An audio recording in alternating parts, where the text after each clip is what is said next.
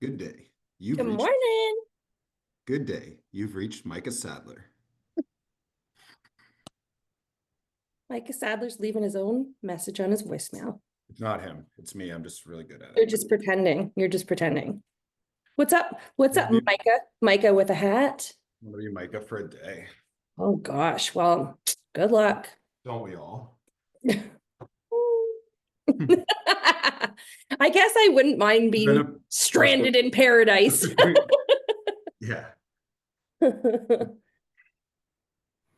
I think we were in Florida at the same time, my friend. We were? I think so. Turned out there was a lot of people there. I know. That's why I was not on social media at all. Same. Just hiding from the world. But hey, I knew you were there, so you were on enough. You were doing Disney. I was doing Disney. Yeah. How was it? That's a magical age for Disney. Yeah, she was great. Honestly, it was like the most pure joy that I've ever seen her have. Yeah. And real gratitude for Aw. real. Yeah. Like Doesn't that make you feel like you're doing something right in the world? there was at least one a day. Like there was at least one out of the 4 days. Like we were there for the first 4 days, and yeah, like one per day that I can that I'll remember. So makes it easier to cut the check for sure. Yeah, she ain't cheap. No. Yeah. Really, No. really we took our kids when they were that age for that reason, so that like everything was still real. Do you know what, like the princesses were real and like the Transformers were real, all the cool stuff. So we've done the parks twice with our kids, once when they were like Ev's age and then a little bit older. But like amazing both times. Yeah, honestly, yeah, like each day was just like something different for her, and it's really cool at that age. And I do think that I think she'll remember most of it. Yep. But yeah, we'll see. My kids remember it. Yeah, they do. Like for the first time, yeah. The first time, yeah. All right, we're getting people rolling in here. Doing great.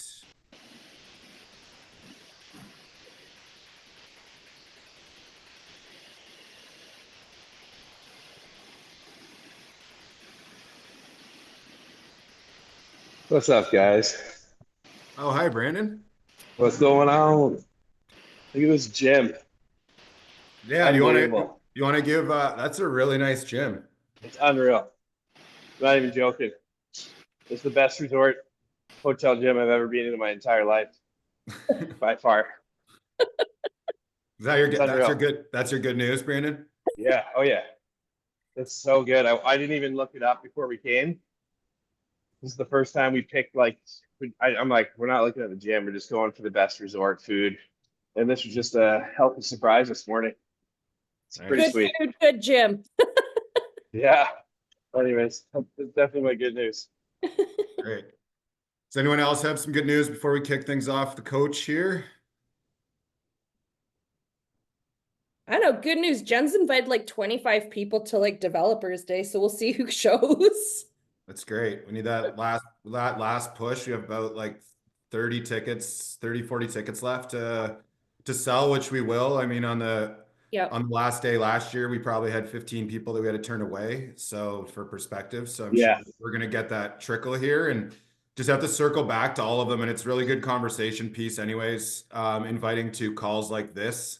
When it's something outside of real estate, I honestly think that's a really good network building thing too, right? When you're just like, no, we're having the Laurier basketball coach on. Like, we're not trying to sell you anything today. Trust me. Like, you know what I mean? Like, it's just like, that's like, we're actually just trying to make people better on a weekly basis and a monthly basis. And I really just think that that's where you bring those conversations back to. And yeah, they might not show up for this one, but then it's like, send them it after, right? Too. Yeah, a lot of people need that basketball coach. They need that extra push too.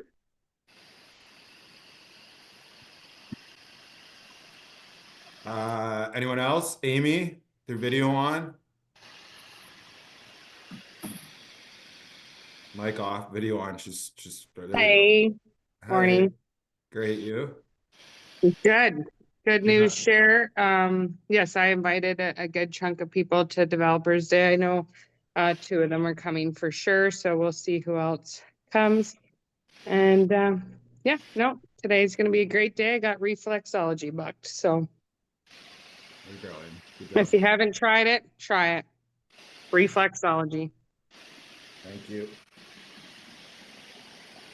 Anyone else? Parth on a call. That's great. Parth's the most consistent, quiet assassin in real estate. He goes about his business and doesn't tell anyone about it and just keeps putting deals on the board every month. Good morning, guys. Sorry, I'm driving, so I'm not able to come on video call. That's all right, buddy. Just happy to see you on here. So that's great.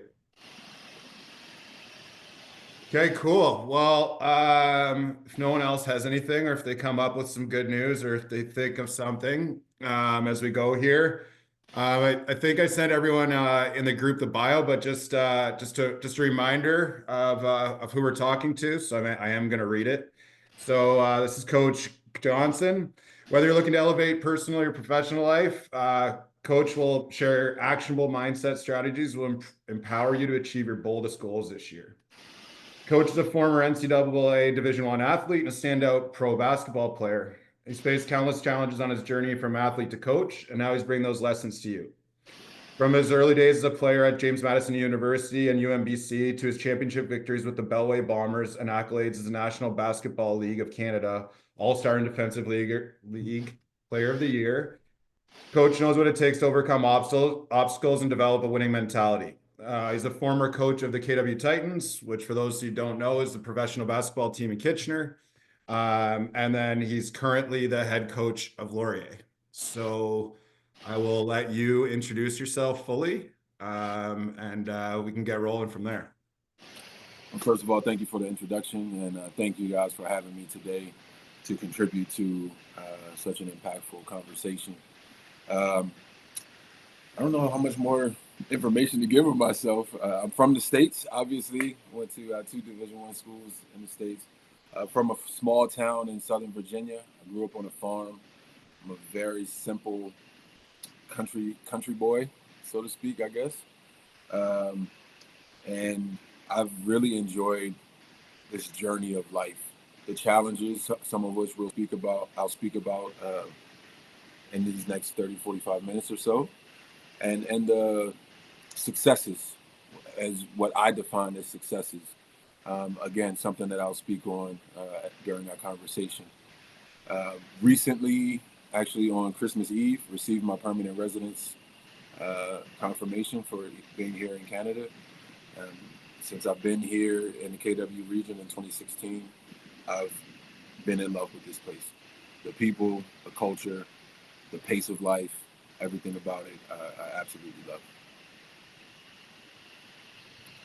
Sorry, does someone have their mic on that's driving? We're hearing some static.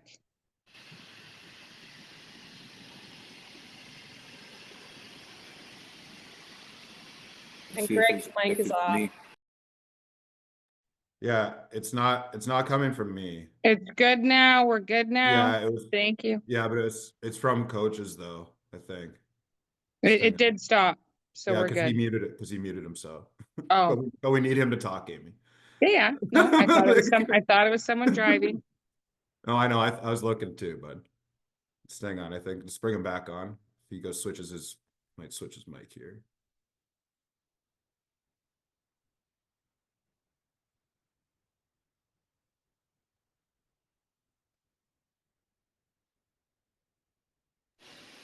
Yeah, I believe it's my fan. On your computer? Yeah. Okay, it might click off then. Hopefully it'll click off in a minute. All right. You feel free to talk loud. feel free to like you're at practice. Okay. So yeah. Okay. So my first question, we're just gonna kind of tee it up. And honestly, if anyone has any questions or like on the back end, and coincidentally, like everybody on here is a country kid. Except for like I don't know who's on Jill's iPhone, if that's Micah or Jill, but everyone except them is like a country kid on here. So it's me. There you go. So yeah, so you're in the right environment for sure. So feel free to have that mindset for sure. So you've transitioned from a standout player to a head coach. And just want to know what like the pivotal moment in your career that you realize the importance of mindset, maybe some like daily applications of what you do with that, and then mindset around rejection. Obviously, in basketball, you take a lot of shots, you fail way more than you succeed. It's an example of a sport that I use a lot. I mean, I use baseball more because it's easier. I'm like the Hall of Famers. Hall of Famers only hit 30% of the time. Like the rest of the people only hit 20% of the time. As a real estate agent, we probably hit like 3% of the time, and like those are the Hall of Famers for perspective. So it's like with that rejection of like how do you help players with that mindset? How have you helped yourself with that? And kind of what daily applications do you have around mindset, or what do you give to your players too? I'd say one of the first experiences that introduced me to the importance of mindset would be my dad kicking my ass on the court. To just develop mental toughness. From a young age, I was pushed or encouraged to push myself outside of my comfort zone, and the mindset around being comfortable with being uncomfortable was important from a very early age. I ended up leaving home at the age of 16 to go to a private school. It was a very difficult decision that my parents allowed me to make on my own. And it was an uncomfortable decision to leave home at such a young age, to move 4 or 5 hours away from home and embark on this journey to pursue basketball as a lifestyle. Then in my professional career, what sticks out the most was getting released from my first job. Like they say in professional basketball, you're not a true pro until you get fired from a job. And I was fortunate enough that it wasn't my very first time out, but when it happened, it was devastating. It was a huge blow to my confidence, a huge blow to my ego. But I was prepared to deal with the discomfort of that from the times when I was 11 and 12 years old, and my dad blocking my shot or knocking me on my ass, and I'm having to pick myself up and dust myself off and keep moving. And within that, like when you tie it back to like if a player's struggling with whatever, and like that rejection mindset, where and what like exercises are you doing to pull them back? Whether it's just like the exercises you're doing as a coach. So there's some people in leadership positions in here, or what you're actually telling them to go do as like the mental toughness work. Like what are you using lately for this generation of players, right? Like you're now older than them, right? So it's like the stuff that worked for you may not still work for them. Some of it's always going to work, right? Right. Same as us. There's right. First and foremost, understanding the importance of, and I think this has always been in the business world and in the sports world, but understanding the importance of one-on-one meetings, and not one-on-one meetings to correct something or to rectify some sort of behavior that hasn't been going the way that you as a leader or the team needs it to go, but for check-ins, just for check-ins, so that we have a finger on the pulse of this individual. Because one of the most important things about being a leader or being a coach in any industry is being able to relate to personalities. It's not just, all right, I have to tell all of these people what to do. You have to be able to know how to motivate each individual and the collective group. So spending that time and taking that time out of, as busy as your day is, as busy as your week or month and year ends up being, you have to spend that time and invest in your team individuals, so that you know what triggers them, what they're struggling with, how to push them, and how to have the conversations around it. Because every conversation is going to be different, and is going to be led differently. It's going to be engaged in or engaged with differently. So I really enjoy allotting that time for individual conversations, so that I can see what's going on and how to encourage or empower one of my teammates. That's the biggest thing for me, is just setting aside time for that. And then in those conversations, if it's a player struggling with shooting or some technical aspect of the game, making sure that I let them know that the failure some people call it failure, some people call it setbacks, as you just referred to it as rejections. It's part of the process. You're not going to get yes every time you make a call. You're not going to get a make every time you shoot the ball. And you have to understand that misses are a part of this process.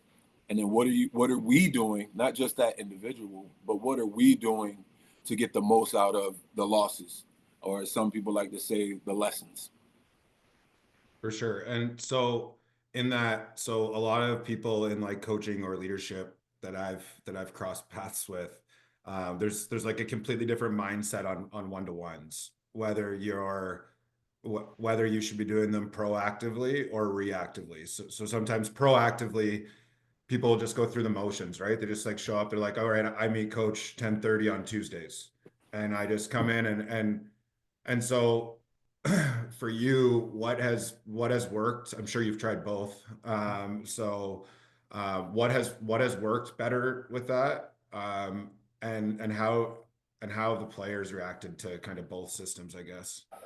And what are you doing now, I guess, too? What are you doing now? I think it's important. It's just as important to have them proactively as it is to have them reactively, but particularly or specifically to have them proactively with intention. It's not just floating through, going through the motions. Have a list of 2 or 3 things, or 2 to 5 things, however much time is allotted. Have a list of things or topics that you want to touch on, even if it's not to address a specific issue. Have a list of things to dive deep into, to get to know that individual, to build some rapport with that individual, so that when the necessary reactive one-on-ones happen, you have some grounds to stand on. You have some common ground to approach the conversation with, like, because you know the saying of sandwiching criticism or sandwiching constructive criticism. Then you have some substance of that conversation to sandwich with. It's not just fluff. So I try to do a really good job of checking in proactively with my guys, so that when I need to lay the hammer down, or I need to have a firm or uncomfortable conversation with them, then they know it's not coming from just a place of correction or authority. It's not coming from a place of authority because I'm their coach. It's coming from a place of love and wanting to see them continue on a journey of growth and development. No, for sure. So the next thing is just translating teamwork. So you've seen firsthand the importance of teamwork in achieving success. So what strategies have you used to build cohesion? I mean, Laurier is kind of is this your first year at Laurier, or how many years? Yes. This is your first year as a head coach. So did you do anything? So when do those kids show up for school? Like, do they show up before September for you, or no? Yeah. So the way that this transition went was I took over maybe a week and a half before our first exhibition game. So the whole team building aspect was I didn't have a training camp to plan out all of those things. But my biggest approach, whether I have that time or not, is to really push the culture that I want, of cohesion, of relying on one another, of being accountable to one another, and then growing some responsibility within that accountability. And from the beginning, my goal, because I didn't have that time of a training camp, my focus was putting these guys in situations that they had to rely on each other, that they had to communicate with one another, that they had to push each other. And understanding that me as the captain or the leader of this ship, I'm right in there with them.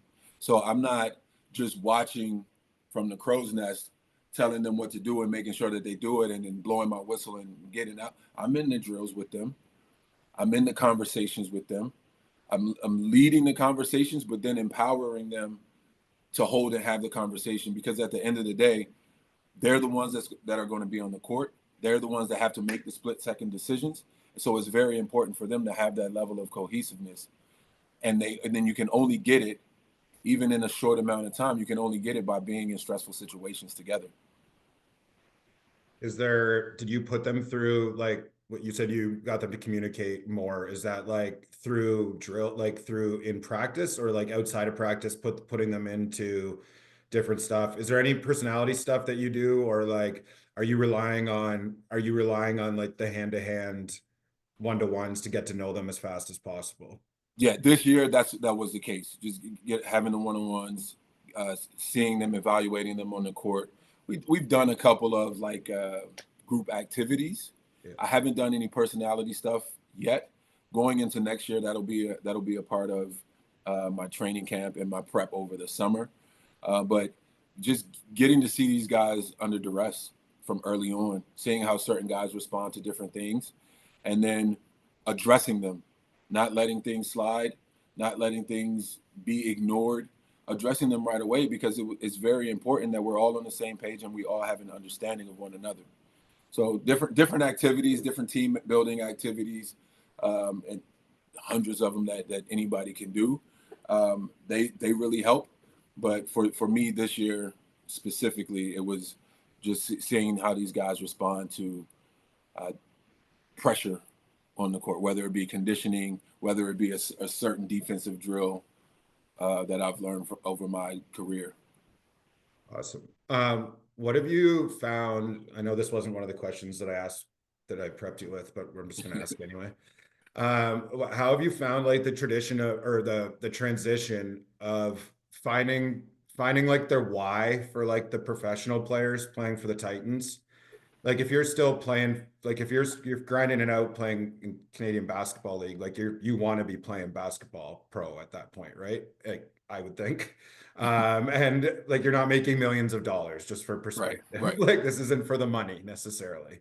Maybe a gateway for the odd guy, but mostly like that's the pro mindset. So a lot of those guys have kids and families. It's super easy to like probably motivate them in a lot of ways, right? Hey, like this is some extra cash. Like that's one motivation. A lot of it's just, hey, I still want to be playing a professional sport as well. So just the transition from how you're coaching those pro adults to now you're coaching 17 to 23-year-olds, right? 22 maybe? Yeah, 20, yeah. Yeah. It's difficult. That's probably been one of the biggest hurdles of the transition, because at the pro level, this is your job. You don't do your job, you don't have a job. And so what I've shifted, and I've been blessed over the last few years with doing my skill training and development business with youth in our community, to be able to have some insight into how I would approach this transition with university athletes. My focus is preparing these guys to be professionals, and not professional athletes, just a professional in the world. And in order to do that, you have to be able to balance. So right now, the life balance for these guys is student athlete. And then in that student, under that student label, is like, I want them to have fun and enjoy the most freedom that they're going to have in their adulthood right now. So they have to balance their social life as well. And my goal and focuses with them is trying to push them towards always desiring to grow and develop themselves. The basketball stuff, just like with my kids that I've trained and developed in the community, the basketball stuff takes care of itself. I'm a former pro. I'm a former pro coach. I have the tools and the techniques to help them grow as an athlete. I also have lived experience. My coaches, my assistant coaches have lived experience to help these guys learn and grow on the professional mindset side as well, to be better prepared for whatever career they go into, whether it be after basketball or the ones that don't play professional basketball that they go into right after university. And just encouraging these guys to understand that you have to take steps forward every day. You have to choose to take steps forward every day. Just showing up is not enough. You have to get uncomfortable and make the decisions that are going to lead towards your growth. Is there anything that you're getting your players to do on a weekly or basis or anything like that is like their accountability, like back to you, like of fitness or anything, or is that just like tested out kind of through your practices and you rely on Yeah, they work with our strength and conditioning coach, and they test monthly those numbers of whatever she's testing for. We have meetings around percentages, whether it be free throw, 3-point percentages. We have meetings around that because we want to see them growing. They have goals, weekly goals and monthly goals for that. And as they attain those goals, as they work towards those goals, they see marginal increases in their game performances. So yeah, we do hold them to a standard of growth metrically weekly. Sweet. Do you guys have a vision statement for the year, or like a purpose for the year, or like a mantra of like what this year is, or has that not been? Yeah. My saying this year is from the beginning has been choose growth, and you've already heard me say it here. Showing up is not enough. Like I just said a couple minutes ago, you have to do the things that you don't want to do, that you know are going to lead to your growth. For some guys, it might be having that extra meal, but they're too lazy to make it. For other guys, it might be going to that tutoring session with your professor or your TA when you don't want to do it, but you know you need it in order to keep your grades up, in order to stay dedicated and committed to the process of growth. And then for some, it's reminding yourself to be selfless, to be unselfish on the floor. And that is the mantra for this year, is to choose growth and understanding that showing up is not enough. You have to choose the difficult shit every day. Yeah, for sure. And I mean, I think that a lot of us have been like, as the market has gone in a very different way for us over the past year and a half versus or year and a half or 2 years now, versus that is like, it's just do hard things, right? Do something hard. And showing up isn't going to be enough, like, at all. Right. And I mean, you're really going to get to see, I think, the people separate. So people separate in hard times, right? People don't separate when things are going super well. So that's great. And I think it's fun. I think it's really fun. Like, yeah, you're going to fall on your ass, but when you start figuring some things out and you start growing, not just growing, being able to do the thing that you fell on your ass trying to do, but growing, having a broader mindset, a broader approach to how you navigate difficulties now, because you fell on your ass a couple times for trying some hard shit. That process to me is fun. That's been the most fun around any aspect of my professional life, whether it be basketball, whether it be athlete consulting for a sports apparel company, whether it be software sales to government agencies, whether it be when I was an operations manager at a trucking company, trying the difficult shit, not figuring it out, but continuing to stay dedicated to the process, and then growing my mind to be able to navigate different setbacks or challenges down the road. That shit is so fun to me. It's way more fun than it hurts to fall on my ass.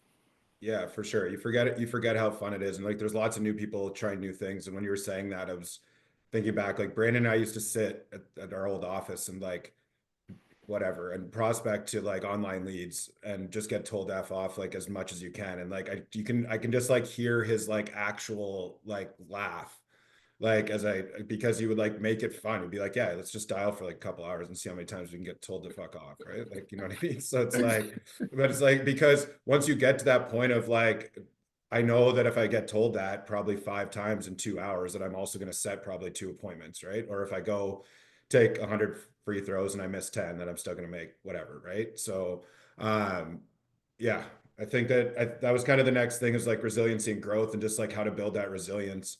And we're reading a book. We're reading a book right now called Choose Your Enemies Wisely. We've read it multiple times, by Patrick Bet-David. And it's just like, he talks about the amount of times that you keep promises to yourself is how you grow willpower. So the amount of promise you keep to yourself is what builds your capacity for willpower.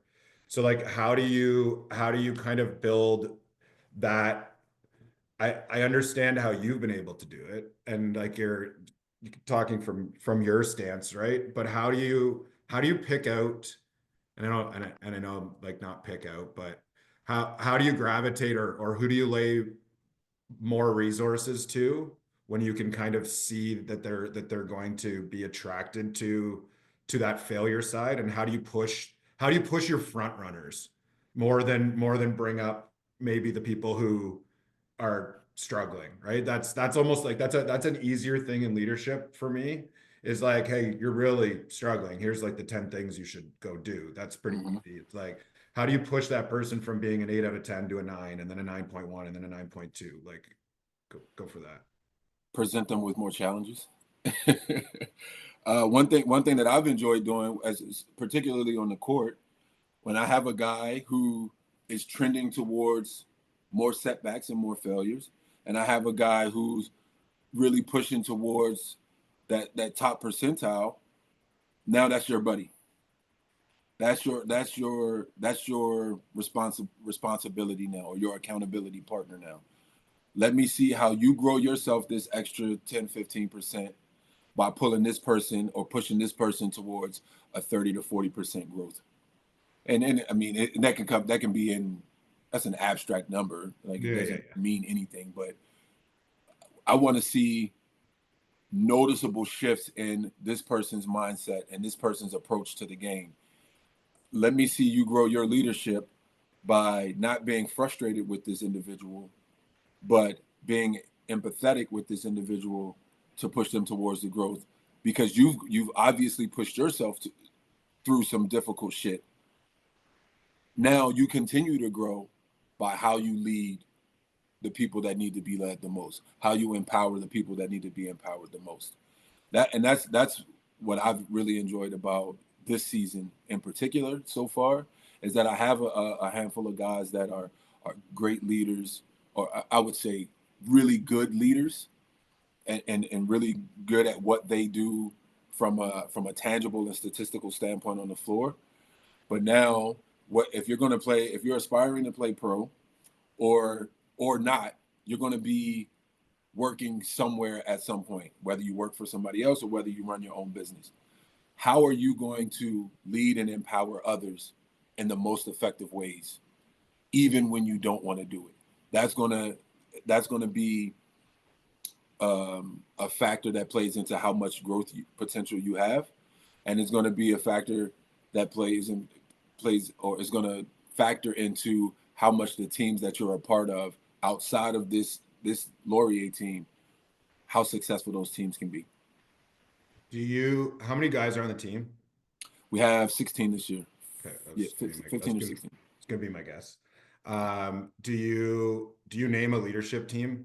Like, do you name captains? No, I let the guys do it. Okay. And how many do they name?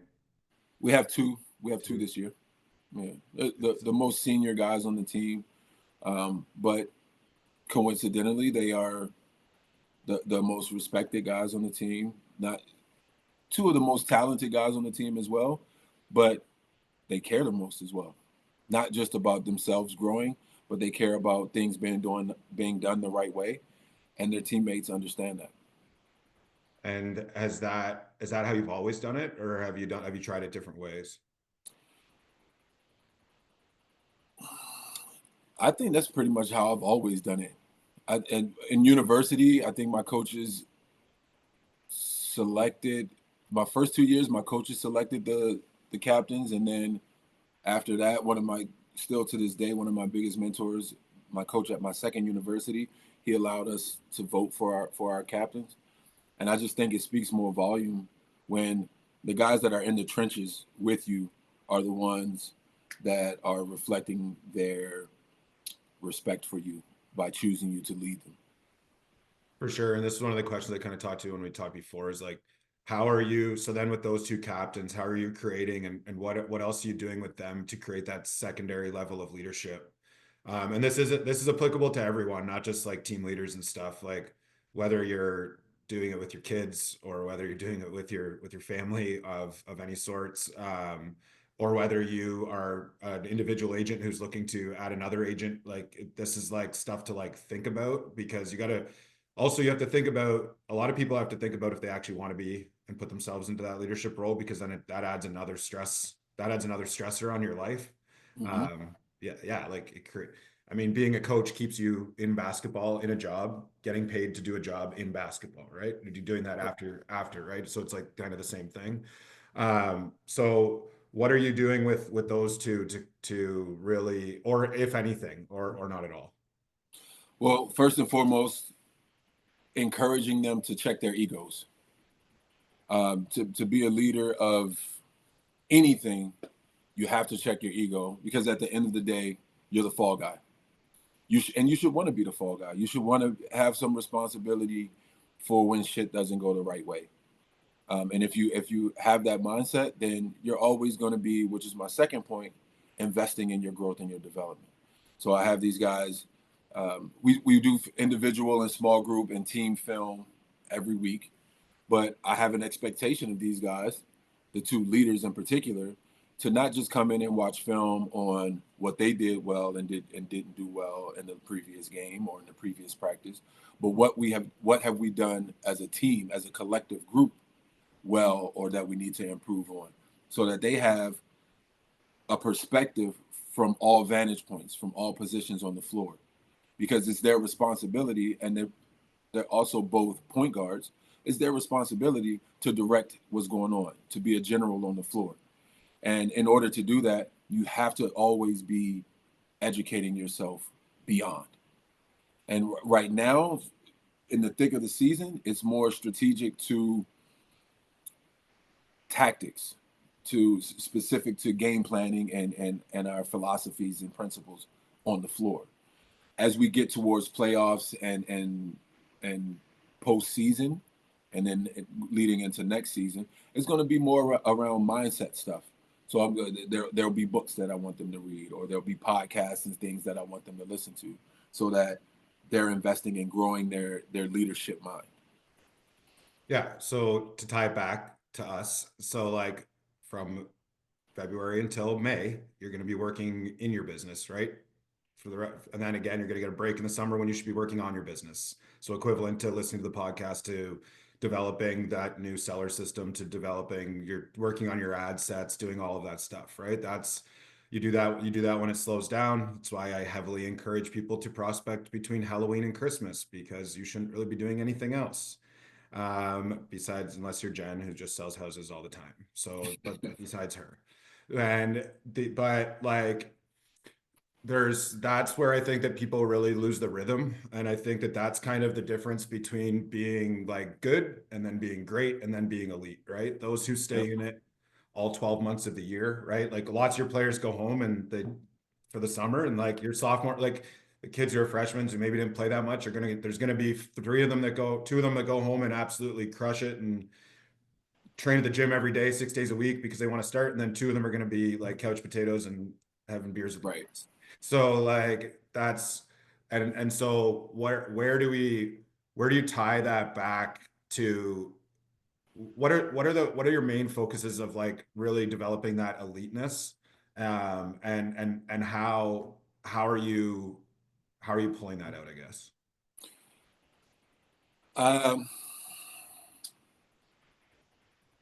First and foremost, good athletes, good players, they put some work in.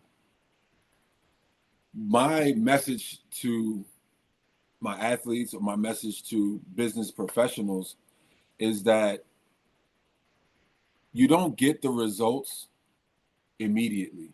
One thing that I was taught or that I realized in my first year playing here in Canada, I was out in St. John, New Brunswick. A mentor of mine told me, because I was getting frustrated by not seeing the results during that session of skill development. And he's like, no, you stay committed to the process. You keep doing the work right now. And then in 2 weeks, 3 weeks, something's going to happen instinctually from the work that you've been putting in right now.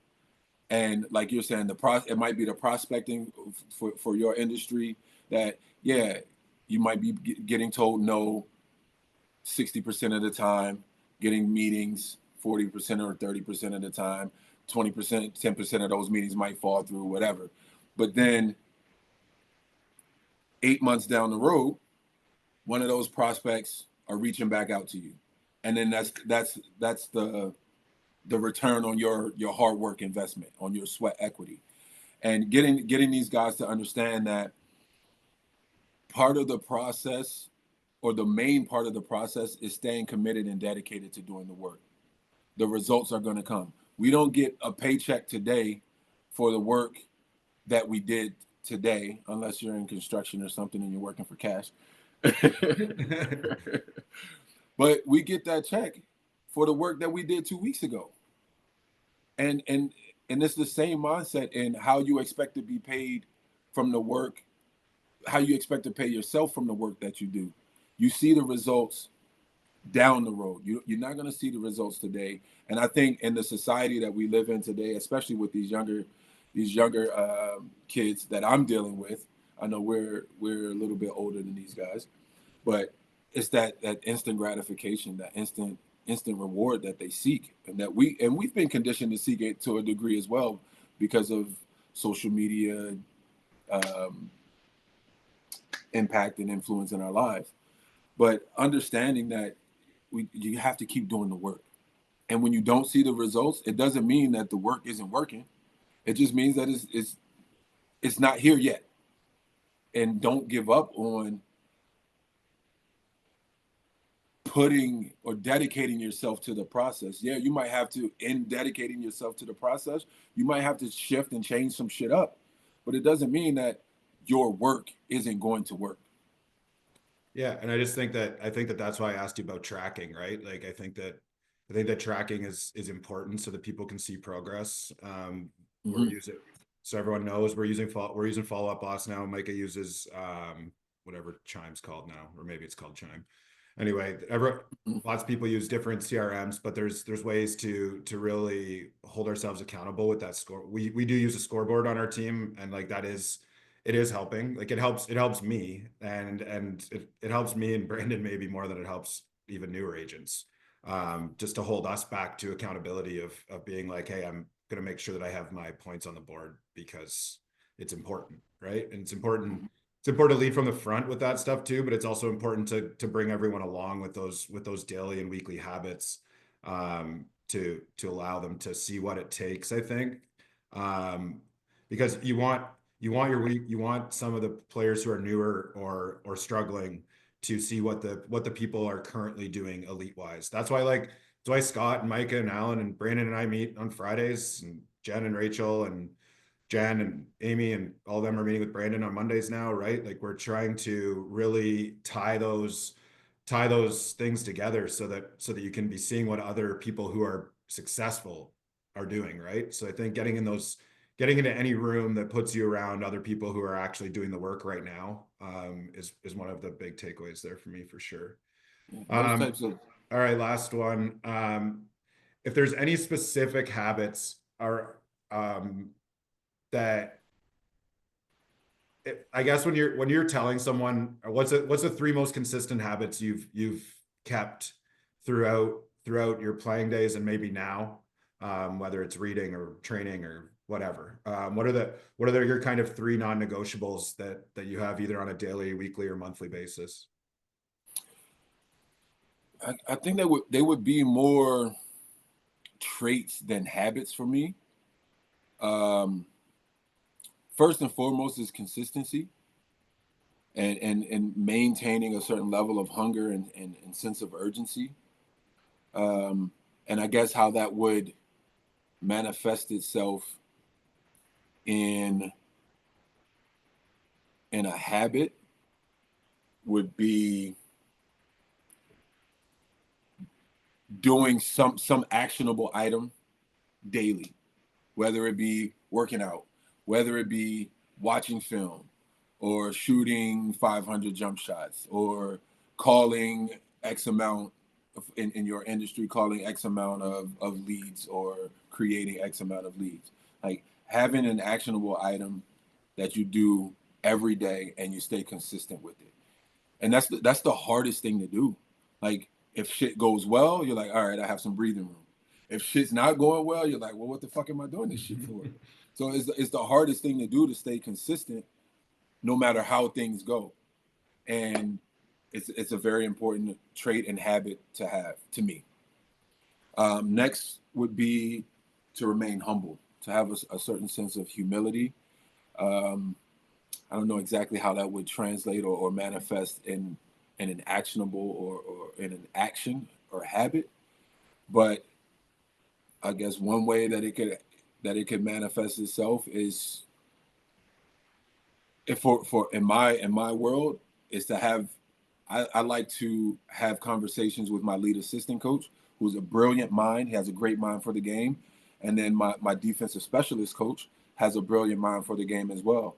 And I intentionally humble myself to ask them for their points of view, ask them for their advice.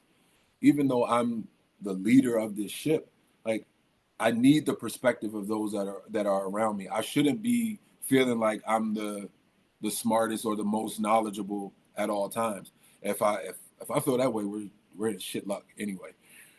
But I want to remain humble so that I can still desire growth as well, and surround myself by individuals that I think have better points of view at different times, have better perspectives at different times as well. So I guess that's a way to remain humble and embrace that humility. And then the third would be to remain selfless. And in a way that can manifest itself is just thanking individuals.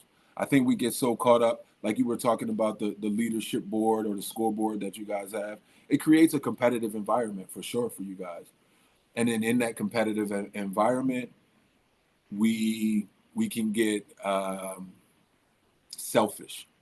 We start comparing where we are to somebody else, and we start thinking, all right, I need to do more for just me. I want this to be about me now. And from a team aspect, if we're looking to grow the business, like I'm looking to grow the organization or the culture of my team, it takes a pack of hungry but selfless individuals. So now, yeah, I'm competing against you, or I'm competing with you, but I want to give all of me so that you reach your max potential as well. And I want to celebrate your wins with you. I want to encourage you through your difficult times. And I want to thank you when you have done something to impact me, whether you know it or not. And having that selfless mindset from multiple individuals in any organization, it leads to an uplifted culture for that organization as a whole. And it leads to more individuals wanting to help push each other towards greatness. For sure. And I think that's what the whole point of all of this and our event next week, guys, is to just be collaborating as much as possible, right? I mean, sometimes some of the smallest conversations in real estate that I've ever had are very memorable. The guy with his hand up is going to talk soon. I see you. But and a couple of those conversations were with Scott, right? Scott and I didn't even really know each other that well until like a year and a half ago, 2 years ago, whatever, somewhere in there. And we sat beside each other for a whole day at an event. And that really, like, whether he would have joined EXP or not, like that day with Scott was like super impactful. So like, get in the rooms, get to like where you want to be, and just be listening for the right opportunity to collaborate, right? I think that the more, all those guys individually were the best player on some team before they came to Laurier, right? So like everybody was individually the best somewhere, right? Before we get into the right rooms. And I, like, for me, I want to be the dumbest person on every call. That's my ideal. Like the smarter we can, like the lower I get, that is the best case scenario for me long term. So Scotty, what do you got, bud? Cavell, how are you? What's up, beautiful? Good to see you. You're such an inspiration. I love hearing you talk. Thanks for doing this today. I had a question just around kind of like your success metrics that are outside of wins.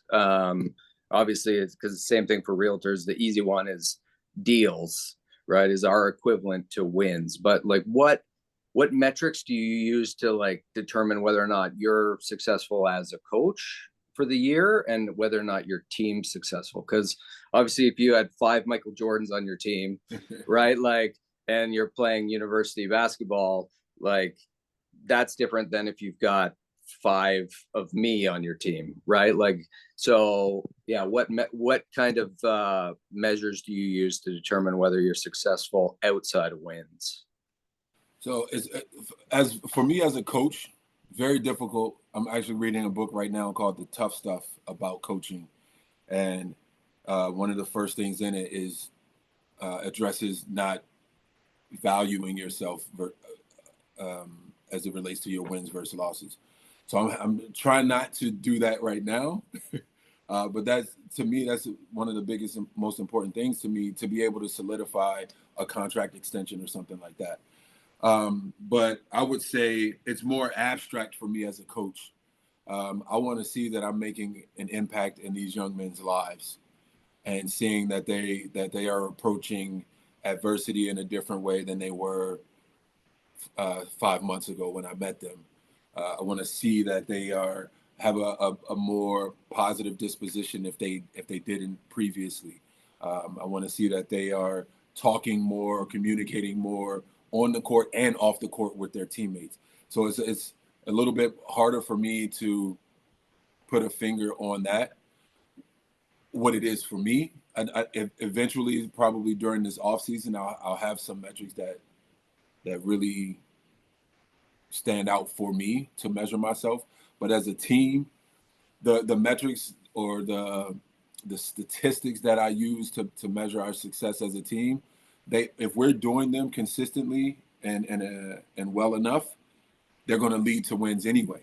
So we have things like how many passes we have before a shot, how many points per possession we get off of X amount of passes, or what plays we run and how many points per play we get. Another one would be turnovers, how well we take care of the ball. So how well we take care of the opportunities that we have, rebounds, all of these things we track as for individuals and for the collective group. And we have emphasis on, in every practice, on at least 2 or 3 of them, so that we're working consistently to improve ourselves as a collective unit on the things that are going to contribute to what we want to do the most. And collectively, our goal is to win. And so every day we're focusing on some aspect of the analytics report that we have after every game. We're working on some aspect of it every day. Love it. Jennifer Lamont first. So question for you, when it comes to mindset and working with new people per se, how would you pivot, or when do you know when it's time to pivot? Because obviously consistency is something that is going to work, but sometimes it just doesn't work for some people. So instead of just, changing it and it being too soon, how do you kind of know when it's time to pivot and go in a different direction with someone? I listen to my heart, if I'm being honest. And I know that's not sometimes the advice that a business world wants to hear, but I listen to my heart. I am one that I really try to pour myself when I'm passionate about something or about someone. I try to pour all of myself passionately into that. And then when it's not serving you anymore, it doesn't. Yeah, it's going to be difficult. There's going to be difficult conversations. There's going to be some headbutting. But if it's not serving the growth of the other individual and your growth after a certain amount of time, I'm listening to my heart and I'm saying, you know what? I've poured everything that I could into this. It's not for me right now.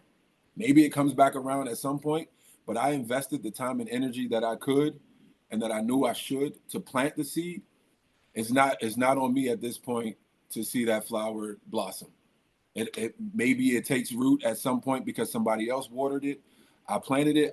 Did the watering that I could do, and then that seed will grow or take root when it's supposed to. Maybe I'm not supposed to see it. Amazing. Thanks. Or it will die. Pardon? Right? The plant will go die too. Right.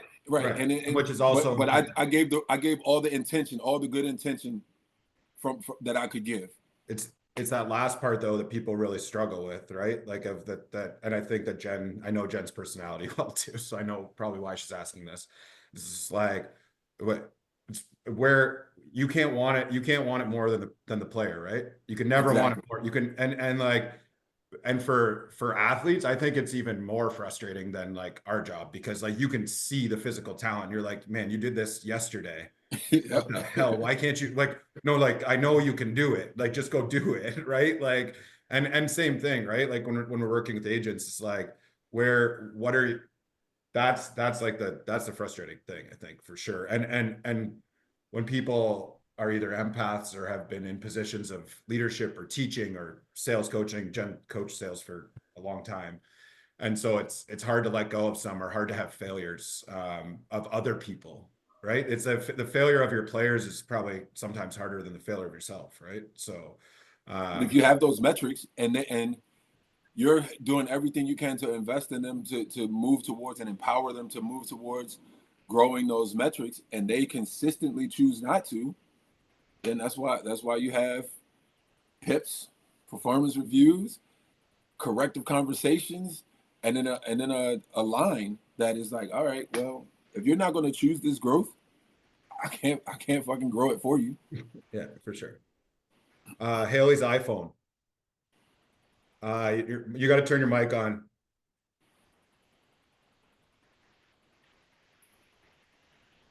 What's happening, y'all? How are you? Coach C, thanks, man. Appreciate you doing this. I know you got a busy schedule. You're in season, so I really do appreciate you taking the time. My question for you is this.